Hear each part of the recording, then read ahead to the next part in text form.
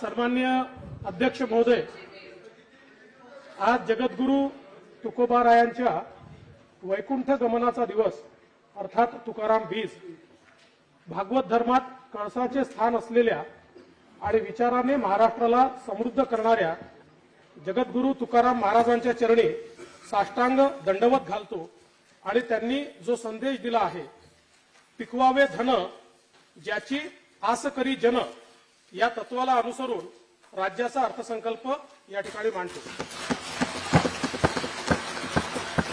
काल जागतिक महिला दिन झाला आणि उद्या तिथीप्रमाणे छत्रपती शिवाजी महाराजांची जयंती, क्रांतीज्योती सावित्रीबाई फुलेंचा स्मृती दिन, भारताच्या स्वातंत्र्याचे हे अमृत महोत्सवी वर्ष आहे। संत निवृत्तीनाथांचे 750वे जयंती वर्ष सुरू आहे।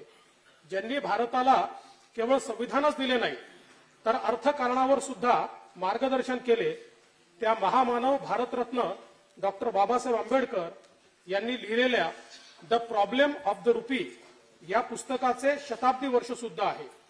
कितीतरी योग जुळून आले आहे। त्यातच अर्थमंत्री म्हणून माझा आणि महाराष्ट्राच्या अमृत काळातील सुद्धा हा पहिला सन 2023-24चा अर्थसंकल्प लोकशाहीच्या सर्वोच्च व्यासपीठावर सादर करताना मला अत्यानंद होतो आहे। हिंदवी स्वराज्याचे संस्थापक छत्रपती शिवाजी महाराजांच्या शिवसकानुसार शिवराज्याभिषेकाचे हे 350वे वर्ष आहे। छत्रपती शिवाजी महाराजांच्या स्वप्नातील सुराज्याची निर्मिती करण्यासाठी शासनाची पुढील वाटचाल असेल। 2 ते 9 जून 2023 या कालावधीमध्ये शिवराज्याभिषेक महोत्सव आयोजित करण्यात येणार असून त्याकरता 350 कोटी रुपये एवढा निधी उपलब्ध करून देण्यात येईल। आंबेगाव तालुका हवेली जिल्हा पुणे येथे छत्रपती शिवाजी महाराज संकल्पना उद्यान उभारण्यासाठी 50 कोटी रुपये निधी देण्यात येत आहे। याच धर्तीवर मुंबई, अमरावती, नाशिक, छत्रपती संभाजीनगर आणि नागपूर येथे दृकश्राव्य माध्यम सुविधेसह सार्वजनिक उद्याने विकसित करण्यात येतील। या उद्यानांमध्ये छत्रपती शिवाजी महाराजांची जीवनगाथा प्रदर्शित करण्यात येईल। यासाठी 250 कोटी रुपये निधी देण्यात येईल। छत्रपती शिवाजी महाराजांचे जन्मस्थान किल्ले शिवनेरीवर महाराजांच्या जीवन चरित्रावर संग्रहालय उभारण्यात येईल। शिवकालीन किल्ल्यांच्या संवर्धनाकरता 300 कोटी रुपये निधी उपलब्ध करून देण्यात येईल। भारत विकसित राष्ट्र व्हावे हा माननीय पंतप्रधान महोदयांचा निर्धार असून त्या दृष्टीने 2027 पर्यंत भारताच्या अर्थव्यवस्थेचे आकारमान 5 ट्रिलियन व्हावे हे त्यांचे उद्दिष्ट आहे। त्यात $1 ट्रिलियन वाटा महाराष्ट्राचा असावा असा आमचा संकल्प आहे। यासाठी आर्थिक सल्लागार परिषदेची स्थापना करून त्यात उद्योग क्षेत्रातील प्रमुख व्यक्तींचा समावेश करण्यात आला आहे। राज्याच्या जलद आणि सर्वसमावेशी विकासासाठी नीती आयोगाच्या धर्तीवर महाराष्ट्र इन्स्टिट्यूशन फॉर ट्रान्सफॉर्मेशन मित्र ही संस्था स्थापन करण्यात आली आहे। केंद्र सरकारच्या यंदाच्या अर्थसंकल्पात महाराष्ट्रातील विविध प्रकल्पांसाठी 36,000 कोटीहून अधिकची तरतूद झाली। मी माननीय पंतप्रधान नरेंद्र मोदीजी यांचे महाराष्ट्राच्या जनतेच्या वतीने मनपूर्वक आभार मानतो। अमृत काळातील राज्याचा हा पहिला अर्थसंकल्प 5 ध्येयांवर आधारित असून पंचामृत असा आहे। ते पुढील प्रमाणे: पहिले अमृत शाश्वत शेती, समृद्ध शेतकरी; दुसरे अमृत महिला, आदिवासी, मागासवर्ग, ओबीसी सह सर्व समाज घटकांचा सर्वसमावेशक विकास; तिसरे अमृत भरीव भांडवली गुंतवणुकीतून पायाभूत सुविधा विकास; चौथे अमृत रोजगार निर्मिती, सक्षम कुशल रोजगारक्षम युवा; पाचवे अमृत पर्यावरण पूरक विकास। मी आता पहिल्या अमृताकडे जातो, शाश्वत शेती, समृद्ध शेतकरी। जगद्गुरु तुकाराम महाराज म्हणतात, एका बीजा केला नास मग भोगिले कणीस। एक बीज पेरले की त्यातून असंख्य कणस तयार होतात। आज मात्र हवामान बदल, अवकाळी, अवर्षण अशा असंख्य समस्यांनी अन्नदाता ग्रासला आहे। शाश्वत शेतीसाठी अनेक उपाय होत असले तरी त्याला हक्काच्या मदतीची हमी आवश्यक आहे. कायम शेतकऱ्यांच्या पाठीशी उभे राहण्याचीच आमची भूमिका आहे. यावर्षी अडचणीत असलेल्या कांदा उत्पादक शेतकऱ्यांना आवश्यक ती मदत केली जाईल. अन्नदाता बळीराजाच्या उत्पन्न वाढीसाठी माननीय पंतप्रधानांच्या संकल्पनेतून साकारलेला प्रधानमंत्री कृषी सन्मान निधी योजनेत राज्य शासनाच्या अनुदानाची भर घालणारी नमो शेतकरी महासन्मान निधी ही योजना मी जाहीर करतो. या योजनेत केंद्र सरकारच्या प्रतिवर्ष प्रति शेतकरी 6,000 रुपयात राज्य सरकार आणखी 6,000 रुपयाची भर घालेल. त्यामुळे राज्यातील शेतकऱ्यांना 12,000 रुपये प्रतिवर्षी मिळतील. याचा लाभ 1,15,00,000 शेतकरी कुटुंबांना त्या ठिकाणी होणार आहे. यासाठी सन 2023-24 मध्ये 6,900 कोटी रुपये इतका नियतव्यय प्रस्तावित आहे. केंद्र सरकारच्या 2016च्या प्रधानमंत्री पीक विमा योजनेत विमा हप्त्याच्या 2% रक्कम शेतकऱ्याने भरण्याची तरतूद आहे. आता हा भार सुद्धा शेतकऱ्यावर न ठेवता त्याच्या हिस्स्याचा विमा हप्ता राज्य सरकार भरेल. शेतकऱ्यांना केवळ 1 रुपया भरून प्रधानमंत्री पीक विम्याच्या पोर्टलवर नोंदणी करता येईल. या योजनेत वार्षिक 3,312 कोटी रुपये तरतूद राज्य शासनाकडून करण्यात येईल. महात्मा ज्योतिराव फुले शेतकरी कर्जमुक्ती योजनेत गेल्या 2 अर्थसंकल्पात जाहीर झालेल्या पण न दिलेल्या नियमित पीक कर्ज परतफेड करणाऱ्या शेतकऱ्यांना 50,000 रुपयापर्यंत प्रोत्साहनपर लाभ देण्यात आला आहे. 15 फेब्रुवारी 2023 पर्यंत 12,84,000 पात्र खातेधारकांच्या बँक खात्यात 4,683 कोटी रुपये थेट देण्यात आले आहेत. शेतीच्या शाश्वत विकासासाठी सर्वसमावेशकता अत्यंत गरजेची आहे. म्हणून महाकृषी विकास अभियान योजना मी जाहीर करतो. यात पीक, फळपीक या मूलभूत घटकाच्या उत्पादनापासून तर मूल्यवर्धनापर्यंतची प्रक्रिया तसेच तालुका जिल्हानिहाय शेतकरी गट समूहांसाठी एकात्मिक पीक आधारित प्रकल्प आराखडा तयार केला जाईल. यातून शेतकऱ्यांच्या उत्पन्नात भरीव वाढ होईल. आगामी 5 वर्षात या योजनेकरता 3,000 कोटी रुपये उपलब्ध करून दिले जातील. आमच्या सरकारने 2017 साली छत्रपती शिवाजी महाराज शेतकरी सन्मान योजना सुरू केली होती. मधल्या काळात अनेक लाभार्थ्यांना या योजनेचे लाभ देण्यात आले नाहीत. छत्रपती शिवाजी महाराज शेतकरी सन्मान योजनेच्या उर्वरित पात्र शेतकऱ्यांना त्यांचे लाभ देण्यात येतील. धान विक्रीवर प्रति क्विंटल बोनस देण्याची पद्धत प्रचलित आहे. आता नवीन योजनेद्वारे धानाची विक्री न तपासता 7/12च्या नोंदीवरील लागवडीच्या क्षेत्र प्रमाणात धान उत्पादक शेतकऱ्यांना खरीप हंगाम 2022-23 साठी डीबीटीद्वारे 2 हेक्टरच्या मर्यादेत प्रति हेक्टरी 15,000 रुपये प्रोत्साहनपर रक्कम देण्याचा निर्णय घेण्यात आला आहे. जून 2015 मध्ये सुरू केलेल्या मागेल त्याला शेततळे योजनेचा विस्तार करण्यात येत असून आता मागेल त्याला फळबाग, मागेल त्याला ठिबक सिंचन, मागेल त्याला शेततळे, मागेल त्याला शेततळ्याचं अस्तरीकरण, मागेल त्याला शेडनेट, मागेल त्याला हरितगृह आणि मागेल त्याला आधुनिक पेरणी यंत्र आणि कॉटन श्रेडर हे घटक उपलब्ध करून देण्याचे प्रस्तावित आहे. या योजनेकरता सन 23-24 मध्ये 1,000 कोटी रुपयाचा नियतव्यय प्रस्तावित आहे. सुमारे 200 कोटी रुपयाच्या भागभांडवलासह कोकणासाठी काजू बोर्डाची निर्मिती करण्यात आली आहे. सध्या साध्या काजू बोंडूपेक्षा प्रक्रिया केलेल्या बोंडूची किंमत 7 पटीने अधिक आहे. उत्पन्न वाढीसाठी कोकणामध्ये काजू बोंडू प्रक्रिया केंद्र स्थापन करण्यात येतील. काजूच्या लागवडीपासून प्रक्रिया आणि विक्रीपर्यंत शेतकऱ्यांना सहाय्य करण्यासाठी काजू फळ विकास योजना संपूर्ण कोकण, कोल्हापूर जिल्ह्यातील चंदगड आणि आजरा या तालुक्यात राबवण्यात येईल. आगामी 5 वर्षात या योजनेकरता 1,325 कोटी रुपये एवढी तरतूद करण्यात येईल. अपघातग्रस्त शेतकऱ्यांच्या कुटुंबांना विमा छत्र देण्यासाठी विमा कंपन्यांमार्फत गोपीनाथ मुंडे अपघात विमा योजना राबवण्यात येते. मात्र विमा दावे प्राप्त करण्यासाठी शेतकऱ्यांना पाठपुरावा करावा लागतो. शेतकऱ्यांचा त्रास दूर करण्यासाठी आता राज्य सरकार गोपीनाथ मुंडे शेतकरी सुरक्षा सानुग्रह अनुदान योजना राबवेल। ही सानुग्रह अनुदान योजना असेल आणि या सुधारित योजनेत अपघातग्रस्त शेतकऱ्याच्या कुटुंबास 2 लाखापर्यंत सानुग्रह अनुदान दिले जाईल। नैसर्गिक शेतीला प्रोत्साहन देताना आगामी 3 वर्षात राज्यातील 25 लाख हेक्टर क्षेत्र सेंद्रिय शेतीखाली आणण्यात येईल। 1000 जैवनिविष्ठा स्त्रोत केंद्रे स्थापन करून डॉक्टर पंजाबराव देशमुख जैविक शेती मिशनची व्याप्ती वाढवण्यात येईल।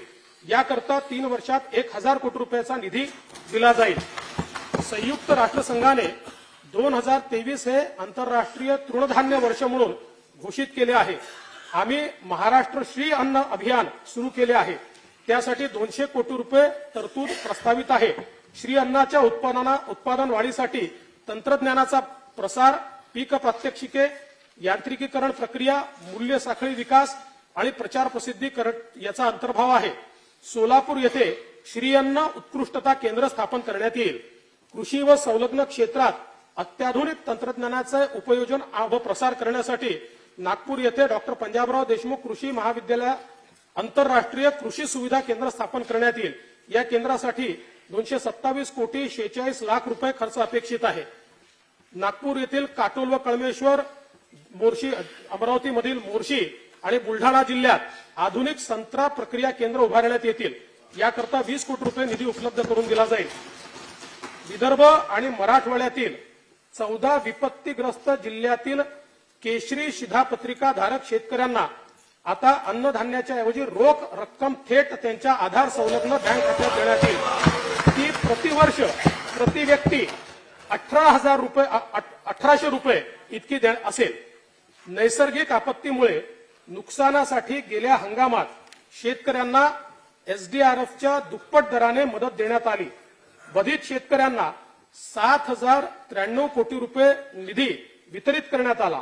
यापूर्वी निकषात नसणाऱ्या सततच्या पावसासाठी मदत मिळत नसे, पण आता ती वर्गवारी करून शेतपीक नुकसानीसाठी ठराविक निकषाने मदत देण्यात येईल।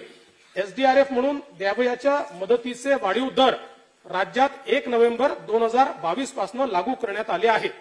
नैसर्गिक आपत्तीमुळे झालेल्या नुकसानीचे पंचनामे वेळेत व्हावेत म्हणून पंचनाम्याबद्दल शेतकऱ्यांच्या तक्रारी येऊ नयेत यासाठी मानवी हस्तक्षेप टाळून माहिती तंत्रज्ञानाची मदत घेऊन मोबाईलद्वारे ई पंचनामा करण्यात येईल। शेतकऱ्यांना पारदर्शक पद्धतीने व तातडीने मदत मिळावी याकरता सर्वेक्षणासाठी उपग्रहाची व ड्रोनची मदत घेऊन संगणकीय प्रणाली वापरली जाईल। कृषी उत्पन्न बाजार समिती असलेल्या ठिकाणी शेतकरी बांधवांना मुक्कामासाठी राष्ट्रसंत तुकडोजी महाराज शेतकरी भवन बांधण्यात येतील। तसेच त्यांच्या जेवणाच्या सोयीसाठी शिवभोजन थाळी त्या ठिकाणी उपलब्ध करून देण्यात येईल। सन 23-24 या वर्षाकरता कार्यक्रम खर्चाकरता कृषी विभागास 3339 कोटी रुपये, मदत व पुनर्वसन विभागास 584 कोटी रुपये, सहकार व पणन विभागास 1106 कोटी रुपये, फलोत्पादन विभागास 648 कोटी रुपये, अन्न व नागरी पुरवठा विभागास 481 कोटी रुपये नियतव्यय प्रस्तावित आहे। देशी गोवंशाचे संवर्धन, संगोपन व संरक्षण व्हावे म्हणून देशी गोवंशाच्या संवर्धनासाठी भ्रूण बाह्य फलन व प्रत्यारोपणाच्या सुविधेत वाढ करण्यात येईल। तसेच अस्तित्वातील कायद्याची योग्य अंमलबजावणी व संनियंत्रण करण्यासाठी महाराष्ट्र गोसेवा आयोगाची स्थापना करण्यात येईल।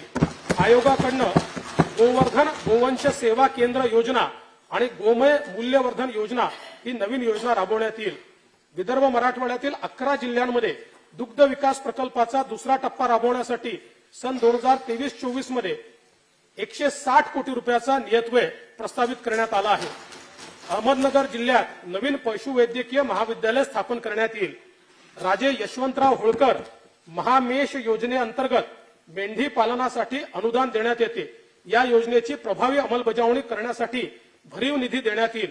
राष्ट्रीय सहकार विकास महामंडळाकडून राज्यातील धनगर व तत्सम जमातीतील लाभार्थ्यांना मेंढी शेळी पालनाकरता 10,000 कोटी रुपयांचे बिनव्याजी कर्ज उपलब्ध करून देण्याची साठी महाराष्ट्र मेंढी व शेळी सहकार विकास महामंडळाची स्थापना करण्यात येईल। या महामंडळाचे मुख्यालय अहमदनगर या ठिकाणी राहील। धनगर समाजाच्या उन्नतीकरता शासनाने 2019 मध्ये आदिवासी उपयोजनेच्या धर्तीवर वेगवेगळ्या 22 योजना राबवण्याचा 1000 कोटी रुपये किमतीचा कार्यक्रम हाती घेतला होता.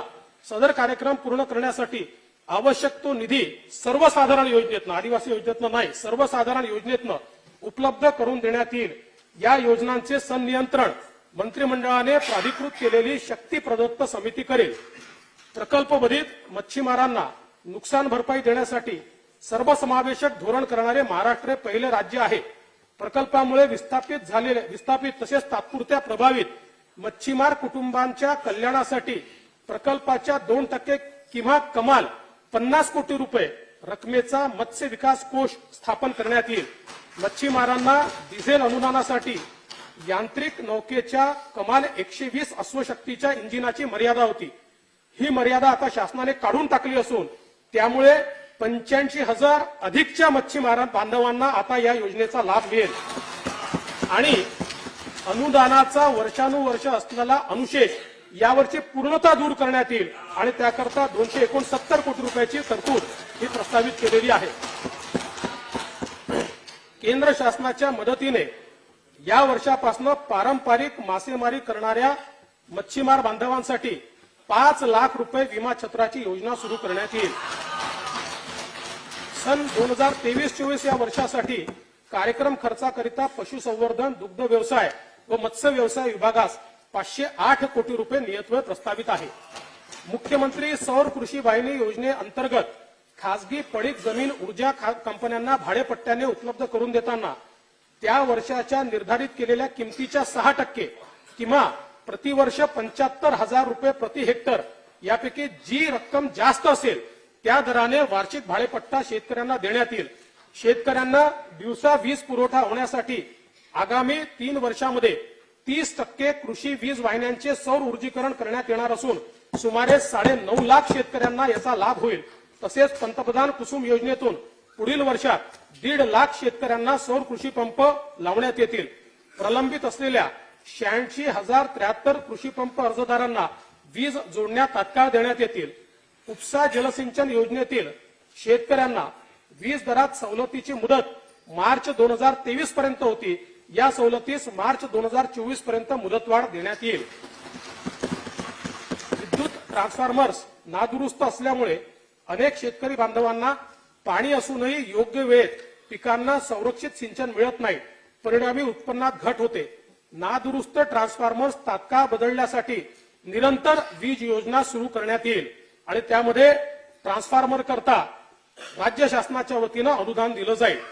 उत्तर कोकणातील नार, पार, अंबिका, औरंगा, दमणगंगा, वैतरणा व उल्हास नद्यांच्या उपखोऱ्यातील वाहून जाणारे पाणी हे मुंबई शहर आणि गोदावरी खोऱ्यातील तूट दूर करण्याकरता नदीजोड प्रकल्प राज्य शासनाच्या निधीतून हाती घेण्यात येतील. या प्रकल्पाचा फायदा मराठवाड्यासहित उत्तर महाराष्ट्रातील नाशिक, नगर, जळगाव या जिल्ह्यांना होईल. वैनगंगा खोऱ्यातील पावसाळ्यात वाहून जाणारे पाणी वैनगंगा, नळगंगा, पैनगंगा नदीजोड प्रकल्पातून विदर्भातील नागपूर, वर्धा, अमरावती, यवतमाळ, अकोला, बुलढाणा व वाशिम या जिल्ह्यातील अवर्षण प्रवण क्षेत्रात वळवण्यात येईल. याबाबतच्या सर्व आवश्यक मान्यता देऊन प्रकल्पासाठी विशेष निधीची उभारणी करून लवकरात लवकर ही कामे सुरू करण्यात येतील. तापी खोऱ्यातील नैसर्गिक भूमिगत विस्तीर्ण पाणी साठ्याची पातळी दिवसेंदिवस खाली चालली आहे. पश्चिम विदर्भ आणि उत्तर महाराष्ट्राच्या सिंचनाच्या दृष्टीने महत्वपूर्ण असलेल्या तापी महापुनर्भरण प्रकल्पाच्या मंजुरीसाठी केंद्र सरकारकडे पाठपुरावा करण्यात येईल. धाराशिव व बीड जिल्ह्यातील 133 गावांना कृष्णा मराठवाडा सिंचन प्रकल्पाचा लाभ होणार आहे. या प्रकल्पासाठी 11,626 कोटी रुपयांची सुधारित प्रशासकीय मान्यता देण्यात आली आहे. राज्यातील प्रगतीपथावरील 268 सिंचन प्रकल्पापैकी सन 23-24 मध्ये 39 प्रकल्प पूर्ण करण्याचे नियोजन आहे. आमच्या शासनाने मागील 6 महिन्यात 27 प्रकल्पांना सुधारित प्रशासकीय मान्यता दिली आहे. प्रधानमंत्री कृषी सिंचन योजनेतील मंजूर 27 प्रकल्पांपैकी 9 प्रकल्प आता पूर्ण झाले असून सन 23-24 मध्ये 6 प्रकल्प पूर्ण करण्यात येतील. बळीराजा जलसंजीवनी योजनेतील मंजूर 91 प्रकल्पांपैकी 23-24 मध्ये 24 प्रकल्प पूर्ण करण्यात येतील. गोसीखुर्द राष्ट्रीय प्रकल्पास सन 23-24 मध्ये 1500 कोटी रुपये निधी उपलब्ध करून देण्यात येईल. हा प्रकल्प जून 2024 पर्यंत पूर्ण करण्याचे नियोजित केले आहे. कोकणामध्ये सिंचनाच्या सोयी सुविधा निर्माण करण्याकरता एक विशेष कृती कार्यक्रम हाती घेण्यात येईल. तसेच खारभूमी बंधाऱ्यांच्या कामांना गती दिली जाईल. सन 2023-24 या वर्षासाठी कार्यक्रम खर्चाकरता जलसंपदा, लाभक्षेत्र विकास व खारभूमी विकास विभागास 15,066 कोटी रुपये नियतव्यय प्रस्तावित आहे. मराठवाड्याच्या दुष्काळ मुक्तीसाठी सिंचन, पिण्याच्या पाण्याच्या सततच्या समस्येवर मात करण्यासाठी छत्रपती संभाजीनगर जिल्ह्यात गंगापूर, वैजापूर व पैठण तालुक्यात जायकवाडी धरणातनं, बीड व लातूर जिल्ह्याकरता जायकवाडी, माजलगाव, ऊर्ध्व मनार या धरणातनं, धाराशिव जिल्ह्यासाठी उजनी, सीना, कोळेगाव, निम्न तेरणा धरणातनं प्रथम, द्वितीय व तृतीय वॉटर ग्रीड निर्माण करण्याची कारवाई सुरू आहे. हर घर जल योजनेअंतर्गत मराठवाडा वॉटर ग्रीडचा प्रस्ताव केंद्र शासनाच्या मान्यतेकरता पाठवण्यात आला आहे. जलजीवन मिशन अंतर्गत 2023-24 मध्ये 17,72,000 कुटुंबांना नळ जोडणी देण्याचे प्रस्तावित असून सुमारे 20,000 कोटी रुपये नियतव्यय याकरता प्रस्तावित आहे. राज्यातील सर्व शहरे जलशाश्वत करण्यासाठी सुवर्ण जयंती नगरोत्थान महाअभियानातून पाणी पुरवठा प्रकल्प हाती घेण्यात येतील. स्वच्छ महाराष्ट्र अभियानातून 1,656 MLD क्षमतेचे मलनिस्सारण प्रकल्प, 10,000 किलोमीटर मलजल वाहिनी, 4,55,00,000 मेट्रिक टन साठलेल्या कचऱ्यावर प्रक्रिया करण्याचे प्रकल्प हाती घेण्यात येतील. 22 नागरी स्थानिक स्वराज्य संस्थांना 124 यांत्रिक रस्ता सफाई वाहने उपलब्ध करून देण्यात येतील. ग्रामीण भागातील घनकचरा व सांडपाणी व्यवस्थापनाअंतर्गत 15,146 गावांमधील कामे पूर्ण करण्यात येतील. सन 23-24 मध्ये या वर्षासाठी कार्यक्रम खर्चासाठी पाणी पुरवठा व स्वच्छता विभागास 3,545 कोटी रुपये इतका नियतव्यय प्रस्तावित केला आहे. यावर्षी अल निनोच्या परिणामामुळे मान्सूनचा पाऊस सरासरीपेक्षा कमी होण्याची शक्यता वर्तवली जात आहे. त्यामुळे पावसाचा प्रत्येक थेंबातून जलसंवर्धन आवश्यक आहे. 2015 ते 19 या काळात 22,500 गावांमध्ये जलयुक्त शिवार अभियान राबवण्यात आले. 20,544 गावे जलस्वयंपूर्ण होऊन 27 लाख सहस्त्र घनमीटर पाणी साठा क्षमता निर्माण झाली. 29 लाख हेक्टर शेतीला संरक्षित सिंचन सुविधा मिळाली. अफाट लोकप्रिय आणि यशस्वी ही योजना गेल्या काळात बंद करण्यात आली. शेतकऱ्याच्या कल्याणासाठी आता पुन्हा जलयुक्त शिवार योजना 2 प्रारंभ करून 5,000 गावांमध्ये ती राबवण्यात येईल. 2017 मध्ये प्रारंभ करण्यात आलेल्या गाळमुक्त धरण गाळयुक्त शिवार योजनेतून 8,500 जलसाठ्यातून 7 कोटी घनमीटर गाळ काढण्यात आला. 12,500हून अधिक गावात 66,000 पेक्षा अधिक शेतकऱ्यांच्या शेतात तो टाकण्यात आला.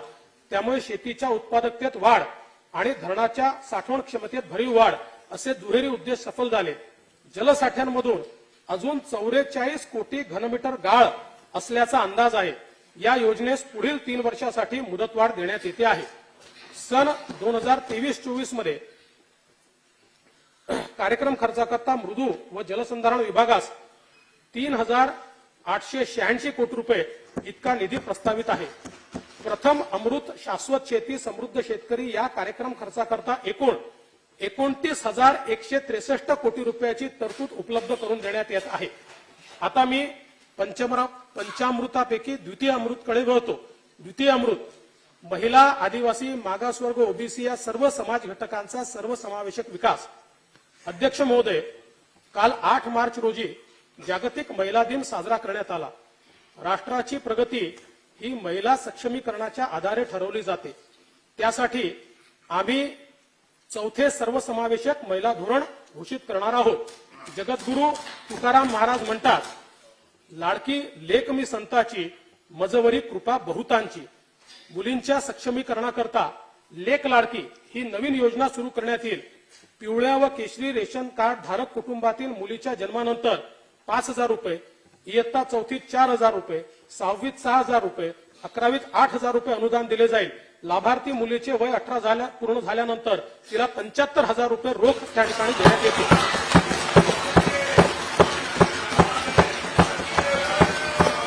अध्यक्ष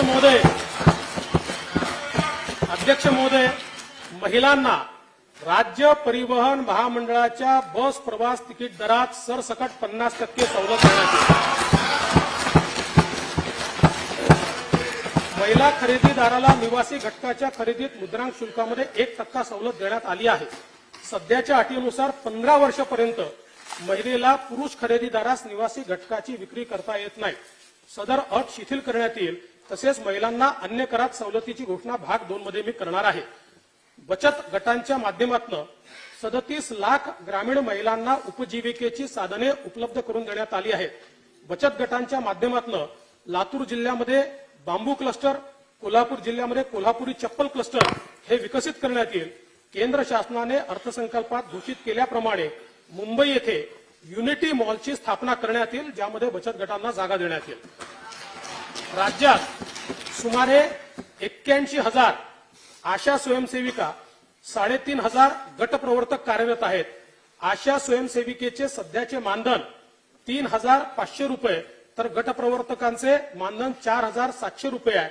या मासिक मानधनात प्रत्येकी 1,500 रुपये एवढी वाढ करण्यात येत आहे. अंगणवाडी सेविकांचे मानधन 8,325 रुपयावरनं 10,000 रुपये करण्यात येत आहे. मिनी अंगणवाडी सेविकांचे मानधन 5,975 वरनं 7,200 रुपये आणि अंगणवाडी मदतनीसांचे मानधन 4,425 वरनं 5,500 रुपये करण्यात येते आहे. महिलांच्या सुरक्षित आणि सुविधाजनक प्रवास आणि पर्यटनासाठी महिला केंद्रित पर्यटन धोरण तयार करण्यात येईल. देशाच्या सामाजिक आर्थिक प्रगतीशील बदलांमुळे शहरी भागात नोकरी करता अनेक महिला त्यांचे घर सोडून राहतात. अशा नोकरी करणाऱ्या महिलांसाठी केंद्र शासनाच्या मदतीने नवीन 50 वसतिगृहे सुरू करण्यात येतील. सध्या राबविण्यात येत असलेल्या अडचणीत सापडलेल्या महिलांसाठी किंवा लैंगिक शोषणापासून मुक्त केलेल्या महिलांसाठी, कौटुंबिक समस्याग्रस्त महिलांसाठी स्वाधार व उज्ज्वला या 2 योजना एकत्रित करून केंद्र शासनाच्या मदतीने शक्ती सदन ही नवी योजना सुरू करण्यात येईल. या योजनेमध्ये पीडित महिलांना आश्रय, विधी सेवा, आरोग्य सेवा, समुपदेशन इत्यादी सेवा देण्यात येतील. या योजनेअंतर्गत नवीन 50 शक्ती सदन सुरू करण्यात येतील. यात 60% केंद्र सरकार देणार आणि 40% राज्य सरकार देणार. महिलांच्या आरोग्यासाठी माता सुरक्षित तर घर सुरक्षित अभियानाअंतर्गत 4 कोटी महिला व मुलींची आरोग्य तपासणी व औषधोपचार करण्यात येतील. राज्यातील अंगणवाडी, मिनी अंगणवाडी सेविका, मदतनीस यांची रिक्त असलेली सुमारे 20,000 पदे भरण्यात येतील.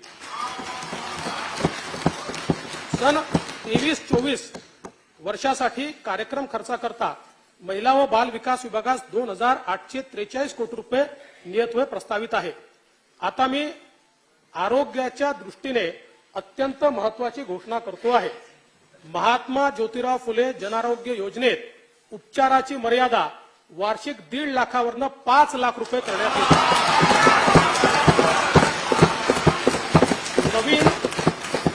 नवीन 200 रुग्णालयाचा या योजनेत समावेश करण्यात येईल. तसेच मूत्रपिंड प्रत्यारोपण शस्त्रक्रियांच्या दरात 2.5 लाख रुपयावरनं 4 लाख रुपये इतकी वाढ करण्यात येईल. मुंबईमध्ये हिंद हृदय सम्राट स्वर्गीय बाळासाहेब ठाकरे यांच्या नावे आपला दवाखाना उपक्रम आपण सुरू केला. त्याला प्रचंड प्रतिसाद लाभला. तो पाहता आता संपूर्ण राज्यामध्ये हिंद हृदय सम्राट स्वर्गीय बाळासाहेब ठाकरे यांच्या नावे 700 आपला दवाखाना सुरू करण्यात येतील. त्यात विनामूल्य वैद्यकीय चाचण्या, चिकित्सा व उपचार करण्यात येतील.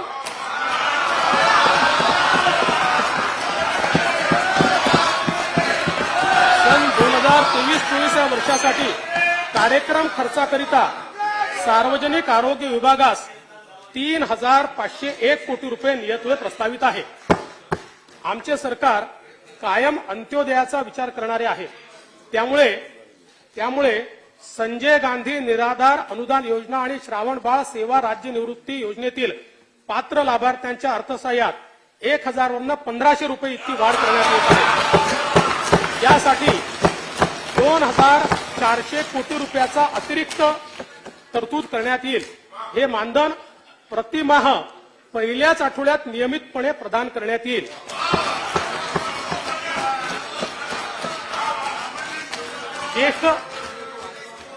ज्येष्ठ नागरिकांकरता प्रत्येक महानगरपालिका क्षेत्रात विरंगुळा केंद्रे स्थापित करण्यात येतील। ज्येष्ठ नागरिकांसाठी राष्ट्रीय वयोश्री योजनेचा राज्य शासनाकडून विस्तार करून वयोवृद्धांसाठी वैद्यकीय उपकरणे व अन्य सुविधा उपलब्ध करून देण्यात येतील।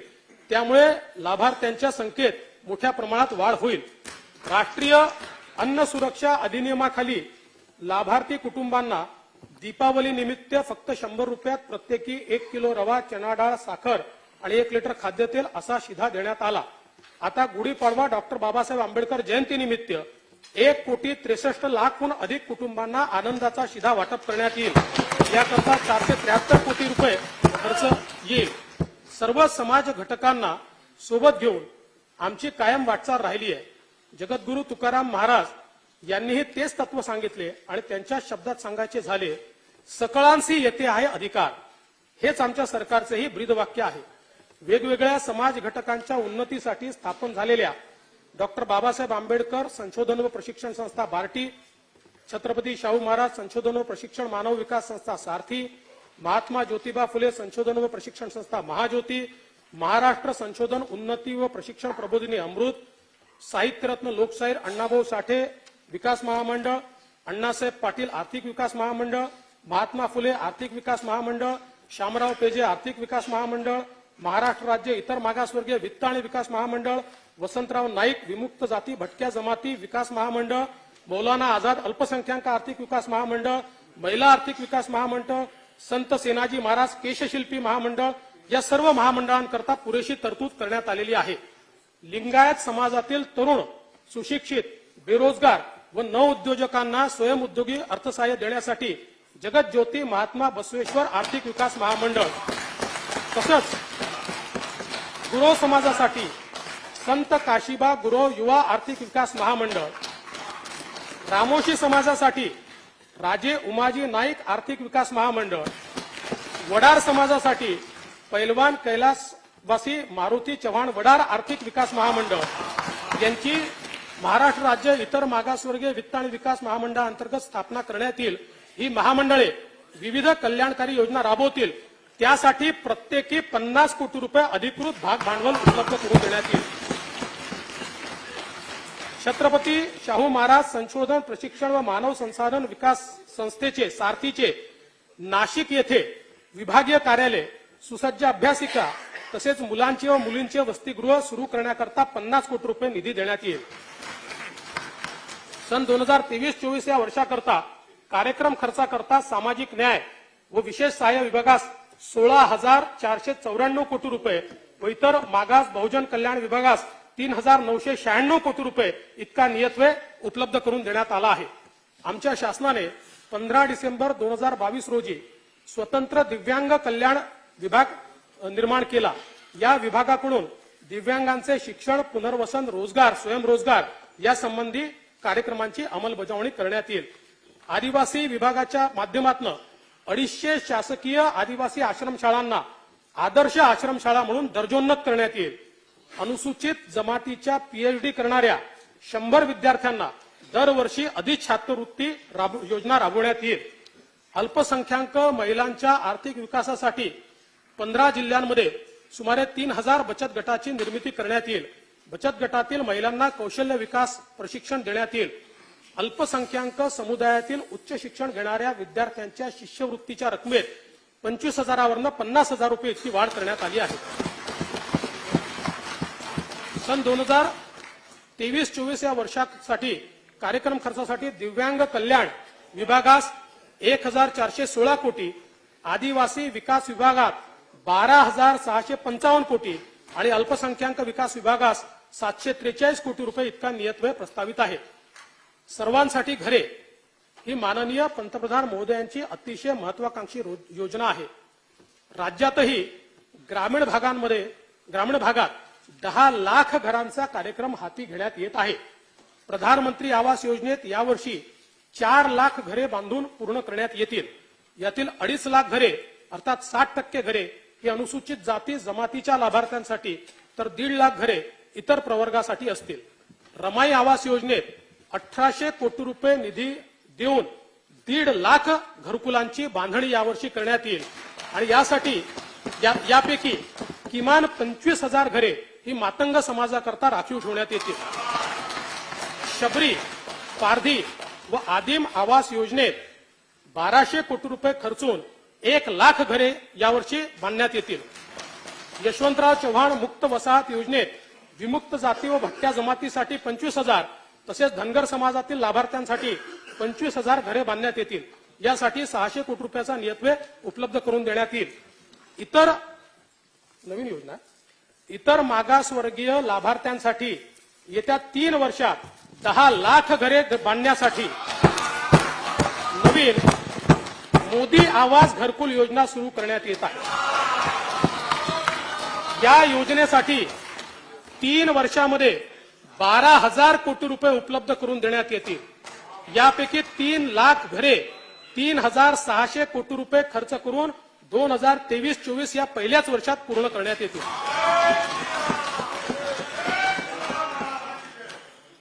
असंघटित क्षेत्रातील 3 कोटीहून अधिक कामगारांना सामाजिक सुरक्षा व कल्याणकारी योजनांचा लाभ देण्यासाठी महाराष्ट्र राज्य असंघटित कामगार कल्याण मंडळ स्थापन करण्यात येईल.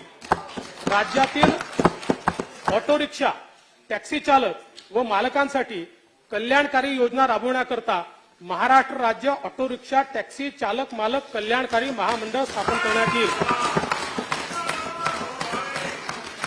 माती कारिगिरीला आधुनिक तंत्रज्ञानाची जोड देऊन रोजगार निर्मितीस चालना देण्याकरता आमच्या शासनाने सन 2018 मध्ये संत शिरोमणी गोरोबा काका महाराष्ट्र मातीकला मंडळाची स्थापना केली होती.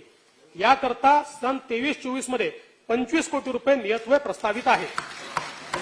सन 23-24 या वर्षाकरता कार्यक्रम खर्चाकरता गृहनिर्माण विभागास 1,232 कोटी आणि कामगार विभागास 156 कोटी इतका नियतव्यय प्रस्तावित आहे.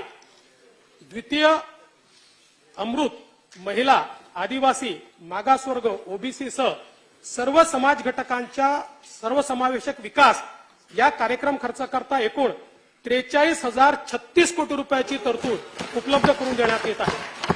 आता मी पंचामृतापैकी तृतीय अमृताकडे वळतो. तृतीय अमृत भरीव भांडवली गुंतवणुकीतून पायाभूत सुविधा विकास. जेव्हा देश 5 ट्रिलियन डॉलर अर्थव्यवस्थेकडे झेप घेतोय तेव्हा महाराष्ट्राने सुद्धा त्यात $1 ट्रिलियन अर्थव्यवस्थेचा वाटा उचलण्याचे ठरवले आहे. सन 2028-29 पर्यंत स्थूल देशांतर्गत उत्पन्नात 14.2% 20% इतकी झेप घेण्यासाठी पायाभूत सुविधा निर्मितीवर आमचा भर आहे. यातून राज्याचा समग्र विकास साध्य होणार आहे. हिंदू हृदय सम्राट बाळासाहेब ठाकरे महाराष्ट्र समृद्धी महामार्गाचे 88% काम पूर्ण झाले आहे. यातील नागपूर ते शिर्डी या पहिल्या टप्प्याचे लोकार्पण माननीय पंतप्रधानांच्या हस्ते डिसेंबर 22 मध्ये झाले आहे. फेब्रुवारी 2023 पर्यंत 10 लाख वाहनांनी या मार्गाचा वापर केला आहे. आता या महामार्गाचा विस्तार करून सिंदखेड राजा नोड पासून शेगाव पर्यंत चौपदरी महामार्ग बांधण्यात येईल. वर्धा जिल्ह्यातील पवनार ते सिंधुदुर्ग जिल्ह्यातील पात्रादेवी असा नागपूर गोवा शीघ्र संचार द्रुतगती महामार्ग अर्थात महाराष्ट्र शक्तीपीठ महामार्गाचा तांत्रिक आणि वित्तीय सुसहाय्यता अहवाल तयार होतो आहे. 760 किलोमीटरच्या या महामार्गामुळे माहूर, तुळजापूर, कोल्हापूर, अंबाजोगाई ही शक्तीपीठे जोडली जाणार आहेत. औंढ्या नागनाथ, परळी वैजनाथ ही 2 ज्योतिर्लिंगे, नांदेड येथील तख्त सचखंड श्री हुजूर साहेब गुरुद्वारा, महाराष्ट्राचे आराध्य दैवत असलेल्या विठ्ठल रुक्माईचे पंढरपूर, कारंजा लाड, अक्कलकोट, गाणगापूर, नरसोबाची वाडी, औदुंबर ही तीर्थक्षेत्रेही जोडली जातील. हिंगोली, नांदेड, परभणी, बीड, लातूर, धाराशिव अशा 6 जिल्ह्यातनं जाणारा हा महामार्ग मराठवाड्यातील अर्थकारणाला भक्कम पाठबळ देईल. वर्धा, यवतमाळ, सोलापूर, सांगली, कोल्हापूर, सिंधुदुर्ग या जिल्ह्यांच्या विकासाला सुद्धा यातून एक मोठी चालना मिळेल. या प्रकल्पावर 86,300 कोटी रुपये एवढा खर्च अपेक्षित आहे. पुणे शहरातील वाहतूक कोंडी कमी करण्याच्या दृष्टीने सुमारे 27,000 कोटी रुपये खर्चून पुणे रिंग रोडचे काम सुरू आहे. सन 22-23 मध्ये 1,000 कोटी रुपये त्याला देण्यात आले आहेत. यावर्षी भूसंपादनासाठी पुरेसा निधी उपलब्ध करून देण्यात येईल. मुंबई पुणे द्रुतगती मार्गावरील खोपोली ते खंडाळा या घाट लांबीतील मिसिंग लिंकच्या बांधकामासाठी 6,695 कोटी रुपये सुधारित किमतीस मान्यता देण्यात आली आहे. या प्रकल्पाचे 60% काम पूर्ण झाले आहे. विरार ते अलिबाग हा 126 किलोमीटर लांबीची बहुउद्देशीय वाहतूक मार्गिका मल्टी मॉडेल लिंक ही अनेक राष्ट्रीय महामार्ग, नवी मुंबई आंतरराष्ट्रीय विमानतळ, जवाहरलाल नेहरू पोर्ट ट्रस्ट, मुंबई पारबंदर प्रकल्प, दिल्ली मुंबई राखीव माल वाहतूक मार्गिका आणि रेवस बंदराला जोडणारी महत्वाची मार्गिका आहे. यामध्ये बस जलद वाहतूक, मेट्रो रेल्वे, पाणी पुरवठा वाहिनी, वायू वाहिनी, सांडपाणी वाहिनी या सर्व बाबींचा समावेश आहे. प्रकल्पाचा अपेक्षित खर्च 40,000 कोटी असून सविस्तर प्रकल्प अहवाल व वित्तीय आराखडा तयार करण्याचे काम प्रगतीपथावर आहे. रायगड जिल्ह्यातील रेवस ते सिंधुदुर्ग जिल्ह्यातील रेडी या सागरी महामार्गाचे काम सुरू असून या प्रकल्पाचा एकूण खर्च 9,573 कोटी रुपये आहे. एशियाई विकास बँक प्रकल्प टप्पा 2 मध्ये सुमारे 4,000 कोटी रुपयातून 468 किलोमीटर लांबीची कामे, हायब्रिड एन्युटी भाग 2 अंतर्गत 90,000 कोटी रुपयातून 7,500 किलोमीटरच्या रस्ते विकासाची कामे हाती घेतली जातील. सन 2023-24 या वर्षात रस्ते आणि पूल यासाठी 14,225 कोटी रुपयाचा नियतव्यय प्रस्तावित असून यातून सुमारे 10,125 किलोमीटर लांबीचे रस्ते सुधारणा व 1,203 पूल व मोऱ्यांची कामे पूर्ण केली जातील. मुंबई पुणे यशवंतराव चव्हाण द्रुतगती महामार्ग तसेच हिंदुहृदय सम्राट बाळासाहेब ठाकरे महाराष्ट्र समृद्धी महामार्गावर राबविण्यात येत असलेल्या एकात्मिक वाहतूक व्यवस्थापन प्रणालीच्या धर्तीवर मुंबई कोल्हापूर ठाणे धुळे नाशिक पुणे सोलापूर बीड नागपूर चंद्रपूर नागपूर अमरावती घोडबंदर आचाळ आणि अहमदनगर पुणे अकोला वाशिम या महामार्गावरही ही प्रणाली राबवण्यात येईल. सन 2023-24 या आर्थिक वर्षात इतर जिल्हा मार्ग व ग्रामीण मार्ग या रस्त्यांची 3,000 कोटी रुपये किमतीची 4,500 किलोमीटरच्या लांबीची रस्ते सुधारण्याची कामे सार्वजनिक बांधकाम विभागाकडून हाती घेण्यात येत आहेत. प्रधानमंत्री ग्राम सडक योजनेचा टप्पा 3 अंतर्गत महाराष्ट्र राज्यासाठी सुमारे 6,500 किलोमीटर लांबीचे उद्दिष्ट देण्यात आले आहे. यापैकी 5,500 किलोमीटर लांबीच्या रस्त्यांची कामे प्रगतीपथावर आहेत. मुख्यमंत्री ग्राम सडक योजनेत रस्ते टिकाऊ व्हावे यासाठी रस्ते बांधताना सिमेंट कॉन्क्रीट तसेच नवीन तंत्रज्ञानाचा वापर केला जाईल.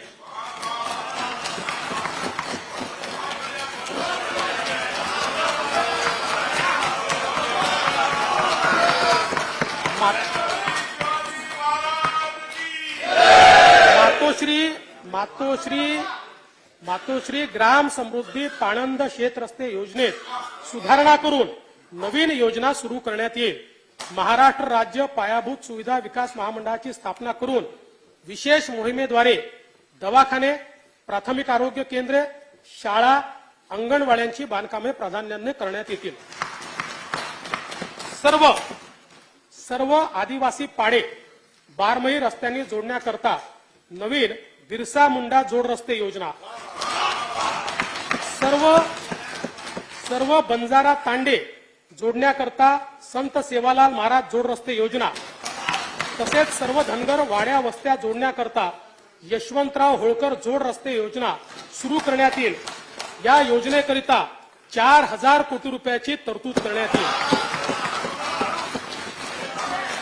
राज्यातील सीमावर्ती भागातील गावांमध्ये रस्ते, वीज, पाणी, शिक्षण, आरोग्य व ग्राम विकासाच्या विविध योजना राबवण्याकरता सर्वंकष कार्यक्रम तयार करण्यात येत आहे.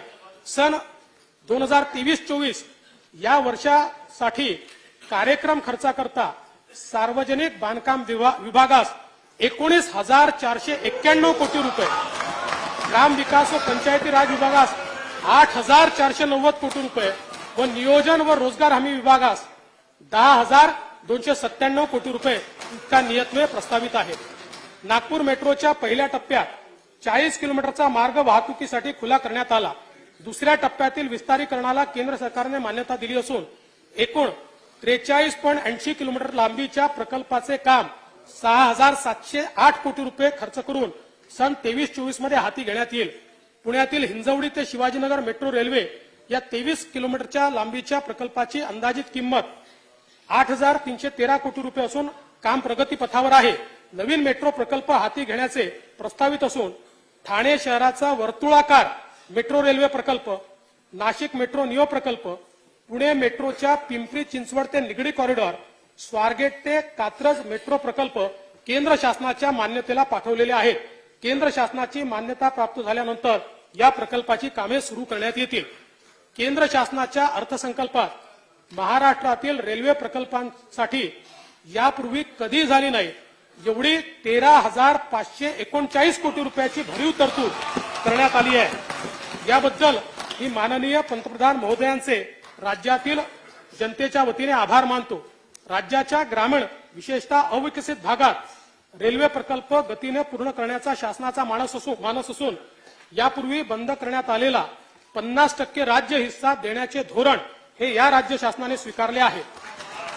अहमदनगर, बीड, परळी, वैजनाथ, वर्धा, यवतमाळ, नांदेड, वडसा, देसाईगंज, गडचिरोली, नागपूर, नागबीड या मार्गाची कामे विविध टप्प्यात असून केंद्र सरकारने कल्याण, मुरबाड या नवीन रेल्वे मार्गाला मान्यता दिली आहे.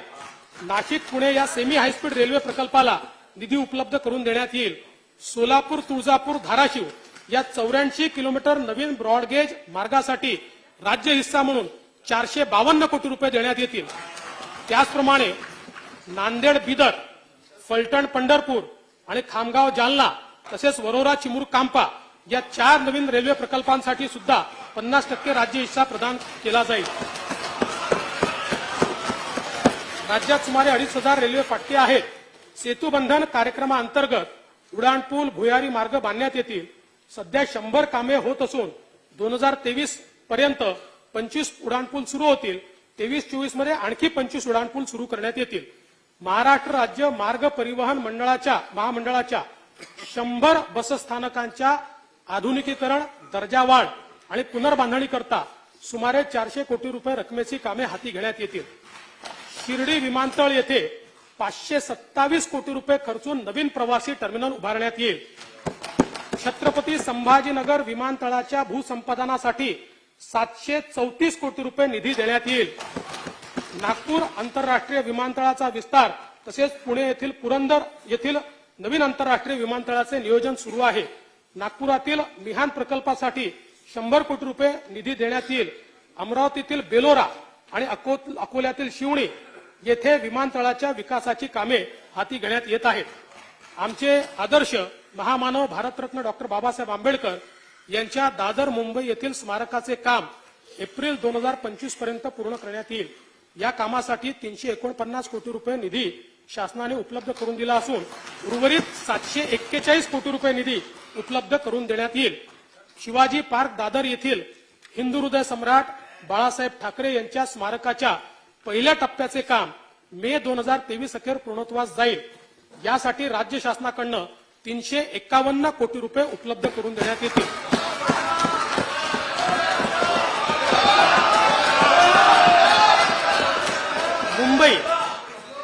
मुंबई MMR आणि ठाणे परिसरातील रहिवाशांच्या प्रवाशांच्या सुविधेला आमचे सर्वोच्च प्राधान्य आहे.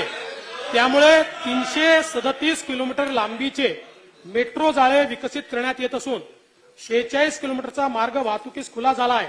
सन 23-24 मध्ये आणखी 50 किलोमीटर मार्ग खुला होईल.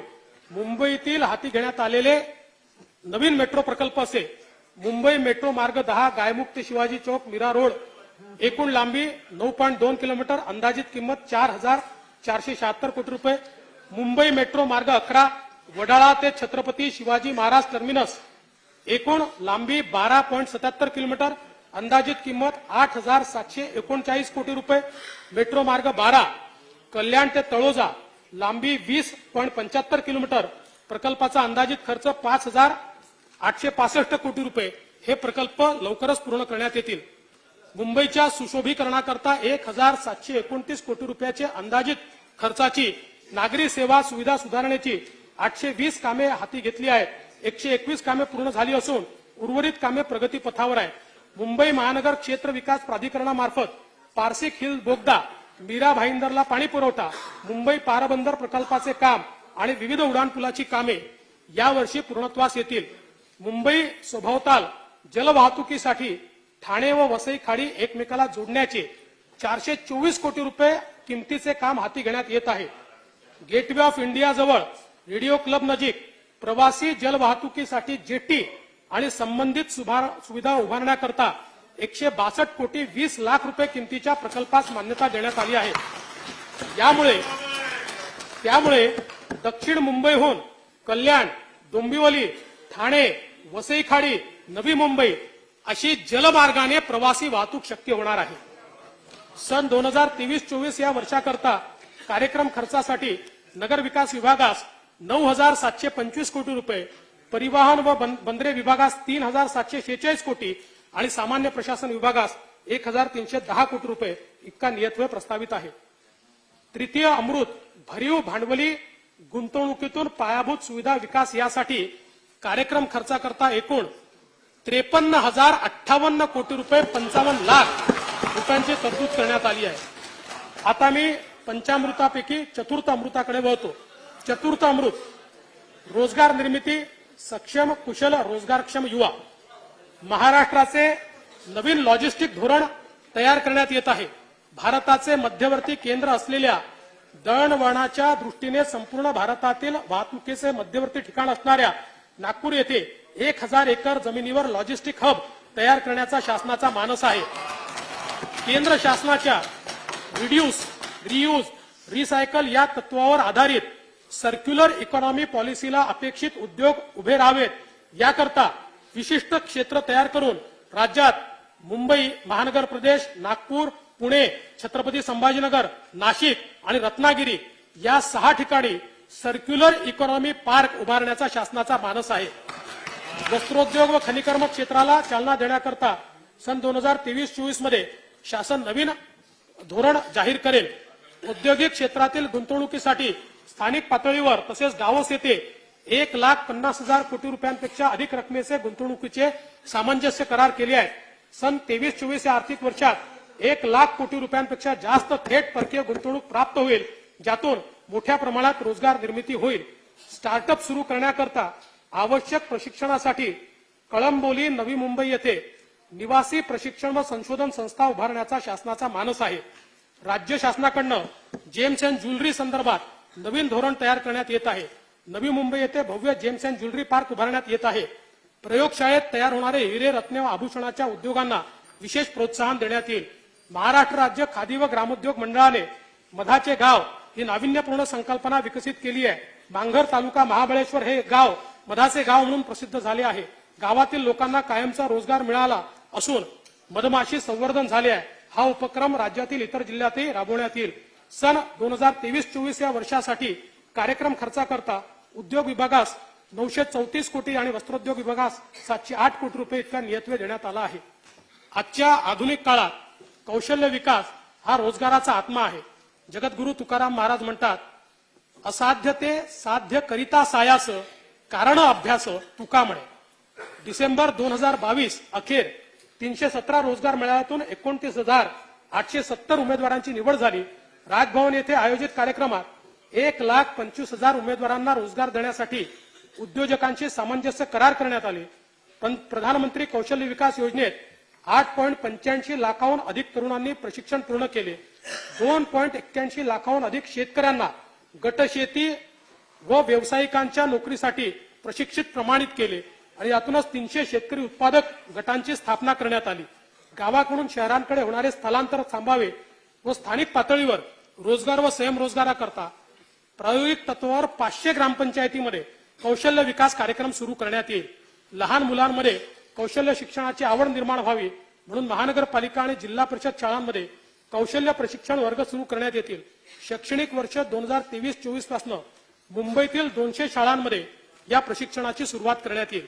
कौशल्य वर्धनाद्वारे युवकांना रोजगारक्षम बनवण्याकरता पुढील 3 वर्षात 2,307 कोटी रुपयाची अतिरिक्त गुंतवणूक करून राज्यातील 500 औद्योगिक प्रशिक्षण संस्थांची दर्जावाढ करण्यात येईल. तसेच 75 औद्योगिक प्रशिक्षण संस्थांचे आधुनिकीकरण करण्याकरता 610 कोटी रुपयाचा प्रकल्प हा राबवण्यात येईल. 1 नोव्हेंबर 2022 रोजी महाराष्ट्र राज्य कौशल्य विद्यापीठाचे उद्घाटन करण्यात आले. विद्यापीठात BBA in retail management, MBA in innovation and new venture, cyber सुरक्षा यासारखे शैक्षणिक कार्यक्रम सुरू आहेत. सन 2023-24 या वर्षाकरता कार्यक्रम खर्चाकरता कौशल्य, रोजगार, उद्योजकता व नाविन्यता विकास विभागात 738 कोटी रुपये नियतव्यय प्रस्तावित आहे. शालेय शिक्षण, उच्च शिक्षण, तंत्र शिक्षण, आदिवासी विकास विभाग, सामाजिक न्याय विभाग, दिव्यांग कल्याण विभाग, महिला व बाल विकास विभाग तसेच इतर मागास व बहुजन कल्याण विभागाच्या माध्यमातून अंगणवाडी ते उच्च शिक्षणासाठी 1,0866 कोटी रुपये गुंतवणूक करण्यात आली आहे. शिक्षणाचे महत्व लक्षात घेऊन या गुंतवणुकीत वाढ करून 2023-24 मध्ये 1,11,285 कोटी रुपये एवढा नियतव्यय प्रस्तावित केला आहे. म्हणजे सगळे मिळून शिक्षणावर आपण काय खर्च करतो हे याच्यातून आपल्या लक्षात येईल. पगार तर मुख्य आहेत त्याच्यात. भारतीय स्वातंत्र्याच्या अमृत महोत्सवी वर्षाचे औचित्य साधून शासनाच्या नियंत्रणाखालील आस्थापनांमध्ये रिक्त असलेली 75,000 पदे भरण्याची मोहीम आमच्या शासनाने हाती घेतली आहे. शिष्यवृत्तीच्या रकमेत 5वी ते 7वी करता 1,000 रुपयावरनं 5,000 रुपये आणि 8वी ते 10वी करता 1,500 रुपयावरनं 7,500 रुपये प्रतिवर्ष प्रति विद्यार्थी वाढ करण्यात येत आहे. राज्यामध्ये स्थानिक स्वराज्य संस्थांच्या शाळांमध्ये शिक्षण घेणाऱ्या इयत्ता 8वी पर्यंतच्या सर्व प्रवर्गाच्या विद्यार्थ्यांना शासनाकडून गणवेश वितरण करण्यात येईल. प्राथमिक व उच्च प्राथमिक शिक्षण सेवकांना 6,000 रुपयावरनं 16,000 रुपये, माध्यमिक शिक्षण सेवकांना 8,000 रुपयावरनं 18,000 रुपये आणि उच्च माध्यमिक शिक्षण सेवकांना 9,000 रुपयावरनं 20,000 रुपये मानधनवाढ देण्याचा निर्णय झाला आहे. राज्य शासनाकडून खासगी अनुदानित शाळांना टप्प्याटप्प्याने अनुदानांवर आणण्याची प्रक्रिया सुरू आहे. यावर्षी अंशतः अनुदानित शाळांना अनुदान देण्यासाठी 1,160 कोटी रुपयाची तरतूद करण्यात आली आहे. राष्ट्रीय शैक्षणिक धोरण 2020 नुसार पीएम श्री शाळा या योजनेचा आरंभ करण्यात आला आहे. 816 शाळांना पीएम श्री शाळा म्हणून विकसित करण्यासाठी पुढील 5 वर्षात 1,534 कोटी रुपये एवढा निधी उपलब्ध करून देण्यात येईल. सन 23-24 या वर्षाकरता शालेय शिक्षण विभागास 2,707 कोटी रुपये इतका नियतव्यय उपलब्ध करून देण्यात आलेला आहे. उद्योगांना आवश्यक व तंत्र शिक्षक मनुष्यबळाची निर्मिती, उद्योगांशी प्रभावी समन्वय आणि नवीन संशोधन यातून रोजगार निर्मितीसाठी 10 उत्कृष्टता केंद्रे स्थापन करण्याचे प्रस्तावित आहे. राज्यात नामांकित शिक्षण संस्थांना विशेष अनुदान देण्यासाठी सन 23-24 या आर्थिक वर्षात 500 कोटी रुपये उपलब्ध करून देण्यात येतील. या संस्था पुढील प्रमाणे आहेत. महाराष्ट्र राज्य विधी विद्यापीठ नागपूर, डेक्कन कॉलेज पदव्युत्तर व संशोधन संस्था पुणे, राष्ट्रसंत तुकडोजी महाराज विद्यापीठ नागपूर, शासकीय Vidarbha Dnyan Vigyan Sanstha Amravati, college of engineering Pune, Gondwana Vidyapeeth Gadchiroli, पुण्यश्लोक अहिल्या देवी होळकर विद्यापीठ सोलापूर, डॉक्टर होमी बाबा राज्य विद्यापीठ आणि मुंबई विद्यापीठ याशिवाय Lakshmi Narayan institute of technology Nagpur या संस्थेस अभिमत विद्यापीठाचा दर्जा देऊन विशेष अनुदान देण्यात येईल. सन 2023-24 या वर्षाकरता कार्यक्रम खर्चाकरता उच्च व तंत्र शिक्षण विभागास 1,920 कोटी रुपयाचा नियतव्यय उपलब्ध करून देण्यात आला आहे. राज्यामध्ये 14 शासकीय वैद्यकीय महाविद्यालयांची बांधकामे करण्यात येणार असून यात सातारा, अलिबाग, सिंधुदुर्ग, धाराशिव, परभणी, अमरावती, भंडारा, जळगाव, रत्नागिरी, गडचिरोली, वर्धा, बुलढाणा, पालघर आणि ठाणे जिल्ह्यातील अंबरनाथ या 14ही वैद्यकीय महाविद्यालयांचं काम यावर्षी सुरू करण्याचा प्रयत्न करण्यात येणार आहे.